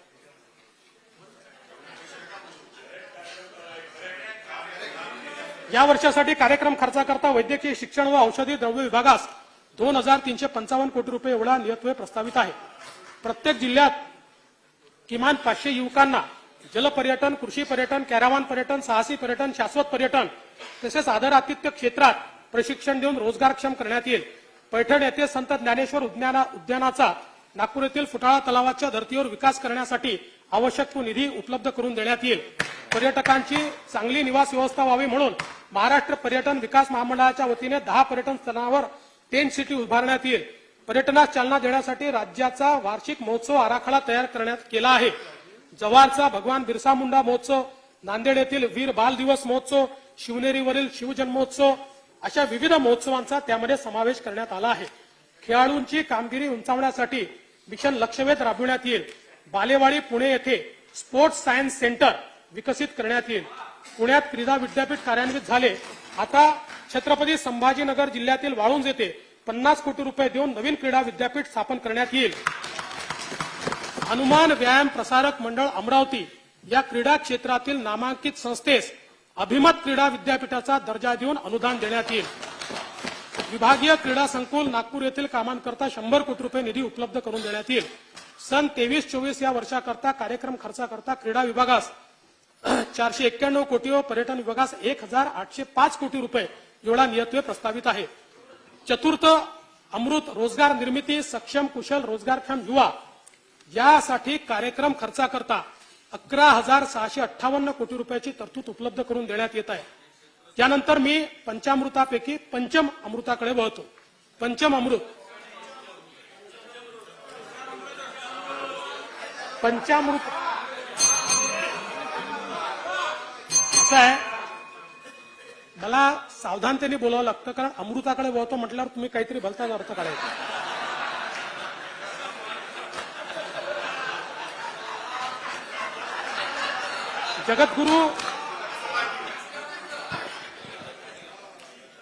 जगद्गुरु तुकाराम महाराजांनी 5 शब्दात पर्यावरण कसे मांडले पहा.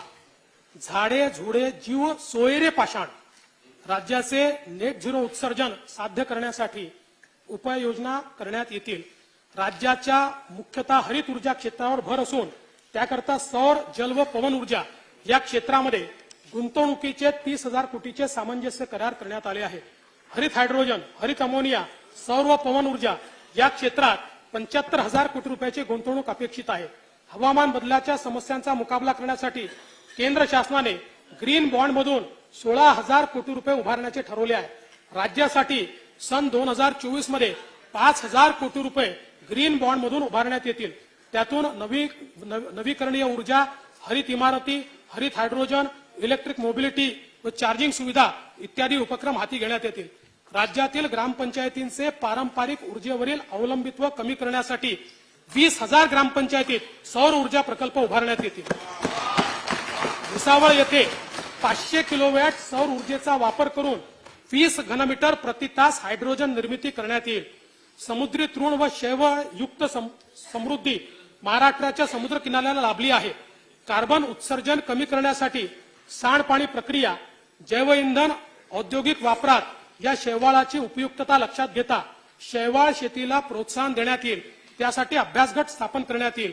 जायकवाडी येथील नाथसागर जलाशयात तरंगत्या सौर ऊर्जा पॅनलद्वारे ऊर्जा निर्मिती करण्यात येईल.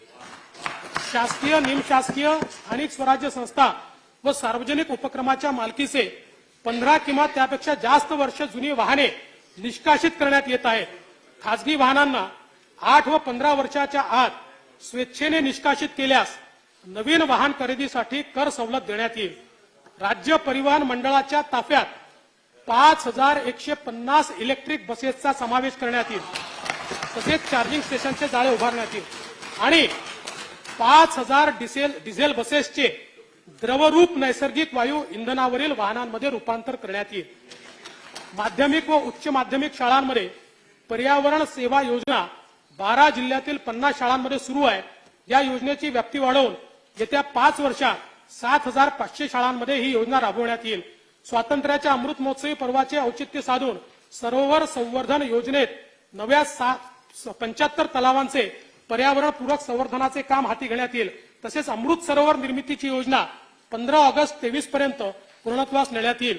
प्रत्येक शहरात धार्मिक दृष्ट्या महत्वपूर्ण आणि औषधी वृक्षांची अमृत वन उद्याने निर्मित करण्यात येतील. ग्रामीण भागात पर्यावरणपूरक कडुनिंब, वड, उंबर, देशी आंबा आणि बेल या 5 वृक्षांच्या लागवडीतून पंचायतन निर्माण करण्यात येईल.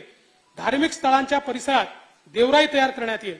औषधी, शोभिवंत व व्यावसायिकदृष्ट्या महत्वाच्या वृक्ष प्रजातींची प्रमाणित रोपांच्या निर्मितीसाठी 50 हायटेक रोपवाटिकांची स्थापना करण्यात येईल. हिंदू हृदय सम्राट बाळासाहेब ठाकरे गोरेवाड्या प्राणी संग्रहालयात आफ्रिकन सफारी व पक्षी उद्यान येत्या वर्षी सुरू करण्यात येईल. शिवनेरी तालुका जुन्नर जिल्हा पुणे येथे बिबट सफारी सुरू करण्यात येईल.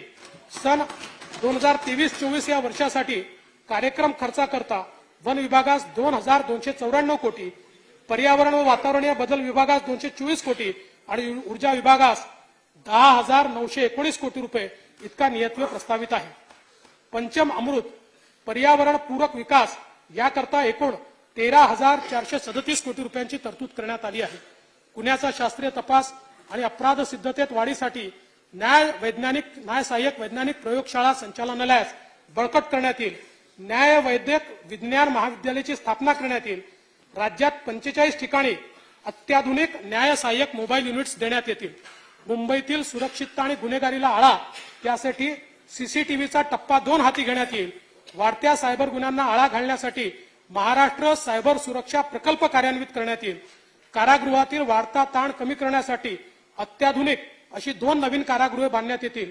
तसेच मुंबई येथील देवनार मानखुर्द येथे 500 मुलामुलींसाठी सर्व सुविधायुक्त बाल सुधारगृह उभारण्यात येईल. सर्व भूकर मापकांना आधुनिक रोहर यंत्रणा पुरवण्यात येईल. मोजणीची प्रक्रिया संपूर्ण ऑनलाईन केली जाईल व मोजणी 90 दिवसात पूर्ण करण्यात येईल. नियोजन प्राधिकरणाकडून परवानगीच्या प्रक्रियेमध्ये बिनशेती रूपांतरण कर भरण्याची सोय असेल. स्वतंत्र अर्ज न करता बांधकाम परवानगी सोबत बिनशेतीची सनद आपोआप निर्गमित होईल.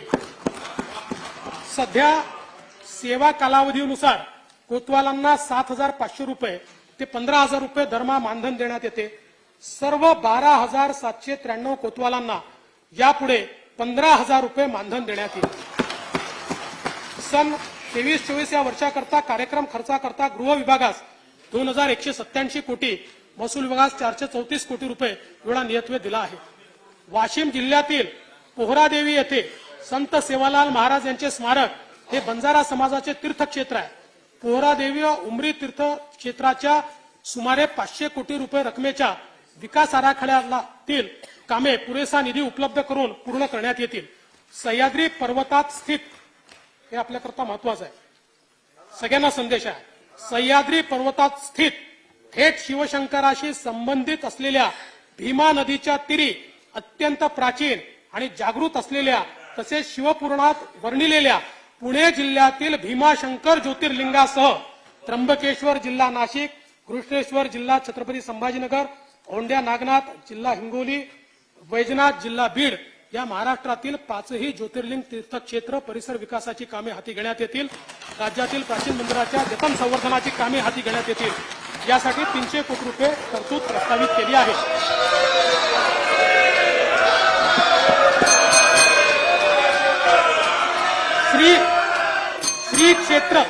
श्री क्षेत्र ज्योतिबा परिसर संवर्धन प्राधिकरण स्थापन करून त्याकरता 50 कोटी रुपयाचा निधी उपलब्ध करून देण्यात येईल. संत गाडगे बाबा यांचे गाडगेनगर येथील समाधीस्थळ तसेच कर्मभूमी असलेल्या ऋणमोचन तीर्थक्षेत्रासाठी 25 कोटी रुपये निधी उपलब्ध करून देण्यात येईल. हे वर्ष चक्रधर स्वामी अष्टशताब्दी जन्मोत्सवाचे वर्ष आहे. महाराष्ट्रामध्ये महानुभाव पंथाच्या दृष्टीने महत्वपूर्ण असलेल्या रिद्धपूर, काटोल, विष्णूर, जाळीचा देव, पोहीचा देव, नांदेड, पांचाळेश्वर, पैठण येथील देवस्थानाच्या ठिकाणी विकास करण्याकरता भरीव तरतूद करण्यात येईल. श्री संत नामदेव महाराजांचा अभंग आहे, नाचू कीर्तनाचे रंगी ज्ञानदीप लावू जगी. वारकरी संप्रदायाने एक संपन्न वारसा महाराष्ट्राला दिला आहे. अनेक कीर्तनकार, प्रवचनकार, निरूपणकार हे आध्यात्मिक शिकवण तर देतातच, याशिवाय व्यसनमुक्ती, अंधश्रद्धा निर्मूलन, शिक्षण आदी क्षेत्रात मौलिक कामगिरी करून राष्ट्र चारित्र्य घडवित आहेत. राष्ट्र निर्माणातील या सर्व सच्च्या पायिकांसाठी श्री संत नामदेव महाराज कीर्तनकार सन्मान योजना राबवण्यात येईल. प्रज्ञाचक्षू संत गुलाबराव महाराजांच्या अमरावती जिल्ह्यातील स्मारकाकरता निधी उपलब्ध करून देण्यात येईल। राष्ट्रसंत तुकडोजी महाराजांच्या प्रेरणेने 1942च्या स्वातंत्र्य लढ्यात बलिदान दिलेल्या स्वातंत्र्य सैनिकांची स्मृती भावी पिढीला सदैव प्रेरणा देत राहावी याकरता आष्टी जिल्हा वर्धा येथे भव्य व साजेसे स्मृतीस्थळ उभारण्यात येईल। महात्मा गांधींनी मिठाचा सत्याग्रह सुरू केल्यानंतर त्याला प्रतिसाद म्हणून विदर्भात जंगल सत्याग्रह करण्यात आला होता। महाराष्ट्रातील 3 ठिकाणी जंगल सत्याग्रहाची स्मारके उभारण्यात येतील। संत ज्ञानेश्वर माऊली व संत तुकोबाराय यांच्या पालखीसोबत संत सोपानदेव, संत निवृत्तीनाथ, संत मुक्ताई यांचे निर्मलवारी करता 20 कोटी रुपये निधी उपलब्ध करून देण्यात येत आहे। बीड जिल्ह्यातील गहिनीनाथ गडाच्या संवर्धन व विकासासाठी 25 कोटी रुपये निधीची तरतूद करण्यात येईल। छत्रपती संभाजी नगर जिल्ह्यातील म्हैसमाळ, वेरूळ, खुलताबाद, सुलीभंजन विकास आराखड्यास आवश्यक निधी उपलब्ध करून देण्यात येईल। त्याला मागे दिलाय तो थोडा रोखला होता, तो तुम्ही रोखला होता म्हणजे आम्ही देऊ पुढे।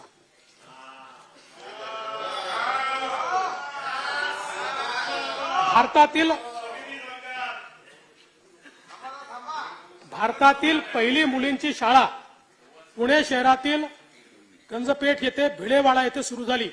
या जागेवर ज्ञानज्योती सावित्रीबाई फुले राष्ट्रीय स्मारक निर्माण करण्यासाठी 50 कोटी रुपयाचा निधी ठेवण्यात आलेला आहे।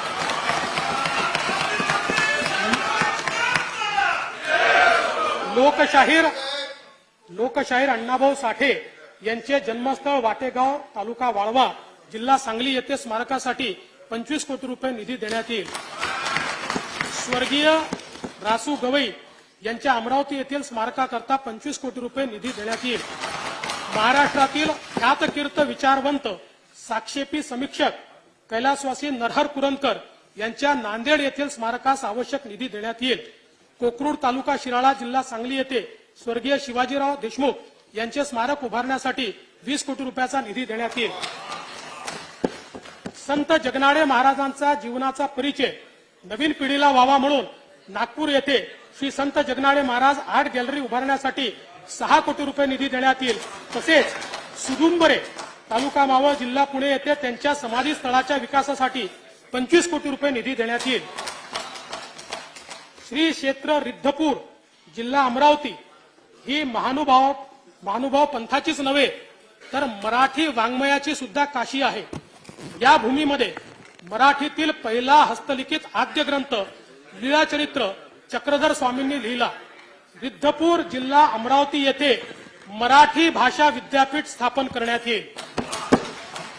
विश्वकोश कार्यालयासाठी वाई, जिल्हा सातारा येथे आणि मराठी भाषा भवन उपकेंद्र ऐरोली येथे इमारतीचे बांधकाम करण्यात येईल। मराठी भाषेचा प्रचार प्रसार करण्यासाठी मराठी भाषा युवक मंडळे स्थापन करण्यात येतील। सांगली येथे नवीन नाट्यगृहाच्या बांधकामासाठी 25 कोटी रुपये निधी उपलब्ध करून देण्यात येईल। राज्यातील सर्व नाट्यगृहाच्या देखभाल दुरुस्तीसाठी 50 कोटी रुपये राखून ठेवण्यात आले आहेत।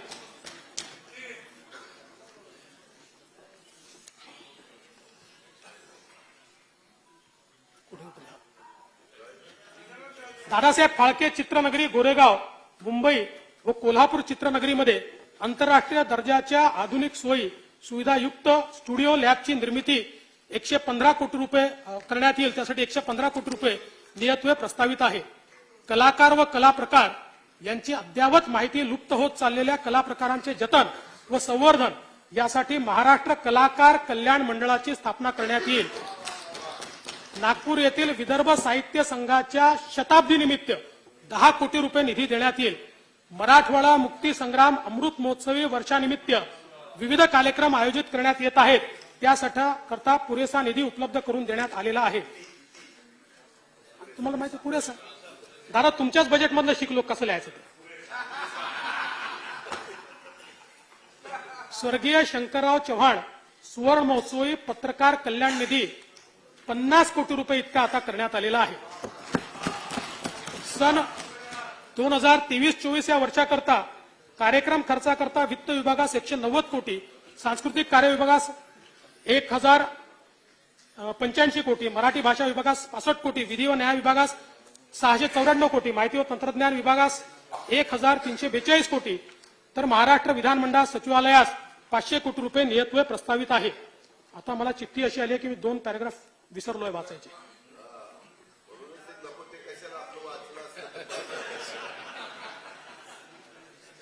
नाही नाही नाही, त्यांना वाटलं मी वाचलंय ते सगळं वाचलं. करणार ना.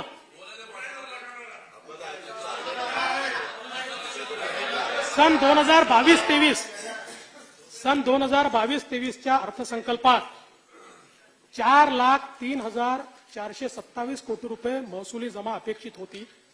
महसुली जमेचे सुधारित अंदाज 4,30,994 कोटी रुपये निश्चित करण्यात आले आहेत.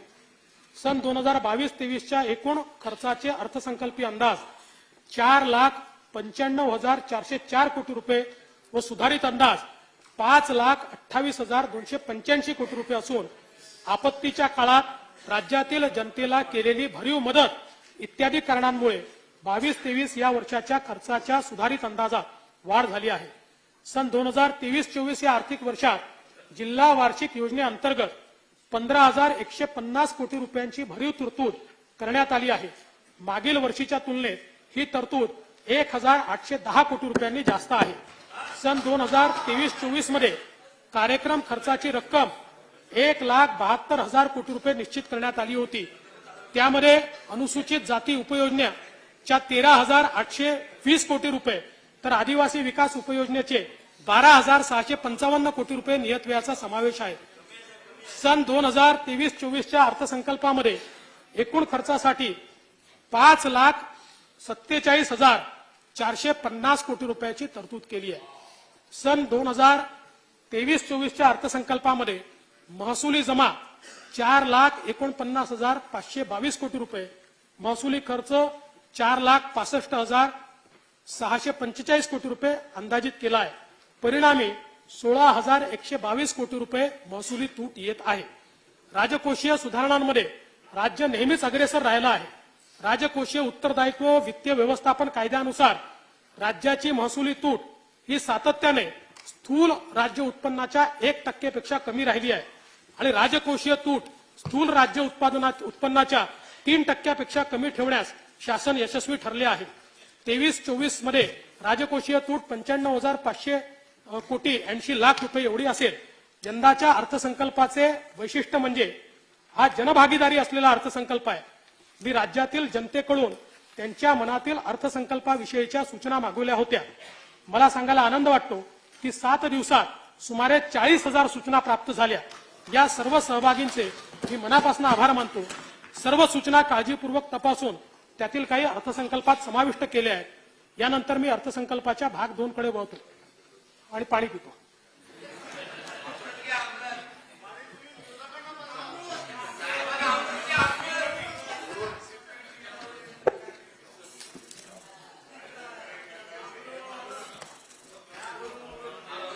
आता मी अर्थसंकल्पाचा भाग 2 सभागृहासमोर सादर करीत आहे. सन 2022-23 या आर्थिक वर्षासाठी राज्याचा स्वतःचा कर महसुलाचा सुधारित अंदाज रुपये 2,75,786 कोटी रुपये इतका आहे. यामध्ये वस्तू व सेवा कर, मूल्यवर्धित कर, मुद्रांक शुल्क व नोंदणी फी, राज्य उत्पादन शुल्क या करांचा वाटा 2,43,411 कोटी रुपये आहे. सन 2023-24 या आर्थिक वर्षासाठी राज्याच्या स्वतःच्या कर महसुलाचे अर्थसंकल्पीय उद्दिष्ट रुपये 2,98,181 कोटी एवढे निश्चित करण्यात आले आहे. राज्य शासनातर्फे प्रस्तावित असलेल्या विविध आर्थिक उपाययोजनांमुळे हे उद्दिष्ट पूर्ण होईल याची मला खात्री आहे. महिला सक्षमीकरण, करदात्यांना सवलती आणि शासनाच्या महसुलात वृद्धी होऊनच अर्थव्यवस्थेला चालना देण्यासाठी मी पुढील प्रस्ताव सादर करीत आहे. नोकरी करणाऱ्या महिलांना सध्या मासिक 10,000 रुपयापेक्षा अधिक वेतन असल्यास व्यवसाय कर भरावा लागतो. महिलांची क्रयशक्ती वाढविण्यासाठी ही मर्यादा 10,000वरून 25,000 रुपये प्रस्तावित करण्यात येते आहे. त्यामुळे मासिक 25,000 रुपयेपर्यंत वेतन असलेल्या महिलांना कोणताही व्यवसाय कर भरावा लागणार नाही. व्यवसाय कर अधिनियमांमध्ये दिव्यांग व्यक्तीची व्याख्या दिव्यांग व्यक्ती हक्क अधिनियम 2016 नुसार सुधारित करण्याचे प्रस्तावित आहे. या सुधारणेमुळे व्यवसाय कर सुटीसाठी प्राप्त ठरणाऱ्या दिव्यांग व्यक्तींच्या संख्येत वाढ होईल. तसेच व्यवसाय करातून सूट देण्याची प्रक्रिया सोपी होईल. हवाई वाहतुकीला प्रोत्साहन आणि आर्थिक विकासाला गती देण्याच्या उद्देशाने बृहन्मुंबई महानगरपालिका, पुणे महानगरपालिका आणि रायगड जिल्हा या भौगोलिक क्षेत्रात विमान चालन चक्की इंधनावरील म्हणजे एटीएफ वरील मूल्यवर्धित कराचा दर 25% बंगलोर आणि गोव्याच्या समकक्ष म्हणजे 18% करण्याचे प्रस्तावित आहे. वस्तू व सेवा कर कायदा लागू होण्यापूर्वी राज्य कर विभागातर्फे राबविण्यात आलेल्या विविध कायद्यांच्या संदर्भात महाराष्ट्र कर, व्याज, शास्ती व विलंब शुल्क यांच्या थकबाकीची तडजोड योजना 2023 ही अभय योजना मी जाहीर करत आहे. या अभय योजनेचा कालावधी 1 मे 2023 ते 31 ऑक्टोबर 2023 असेल. म्हणजे जीएसटी लागायच्या आधीची थकबाकीची योजना आहे जी तुम्ही केली होती तशीच आहे. दिनांक 1 मे 2000 वैधानिक आदेशानुसार कोणत्याही वर्षासाठीची व्यापाऱ्याची थकबाकी रुपये 2 लाखापर्यंत असल्यास सदर रक्कम त्या वर्षासाठी पूर्णपणे माफ करण्याचे प्रस्तावित आहे. या अभय योजनेचा लाभ लहान व्यापाऱ्यांना अंदाजे 1 लाख प्रकरणात होईल. कोणत्याही वैधानिक आदेशानुसार व्यापाऱ्याची थकबाकी रुपये 50 लाख किंवा त्यापेक्षा कमी आहे अशा प्रकरणात एकूण थकबाकीच्या 20% रक्कम भरल्यास उर्वरित 80% रकमेस माफी देण्यात येईल. लहान व मध्यम व्यापाऱ्यास याचा लाभ अंदाजे 80,000 प्रकरणात होईल. वरील प्रस्तावांना सन्माननीय सदस्यांचा पाठिंबा मिळेल असा माझा विश्वास आहे. आज तुकाराम बीज असल्याने जगद्गुरू संत तुकाराम महाराजांचा चे अभंग माझ्या भाषणात आले. तुकोबाराय म्हणायचे, स्वप्नी ही दुःख कोणी न देखे डोळा. हीच त्यांची रामराज्याची कल्पना होती. ज्ञानेश्वर माऊली म्हणतात, दुरितांचे तिमिर जाहो, विश्वस्व धर्म सूर्य पाहो, जो जे वांछील तो ते लाहो, प्राणी जात. या अर्थसंकल्पाचा हाच प्रासादिक संदेश आहे. तीच आमची प्रामाणिक भावना आहे. तशीच कृती राज्य सरकारकडनं होईल. जय हिंद, जय महाराष्ट्र. सन 2023-2024 चा अर्थसंकल्प सभागृहासमोर सादर करण्यात आला.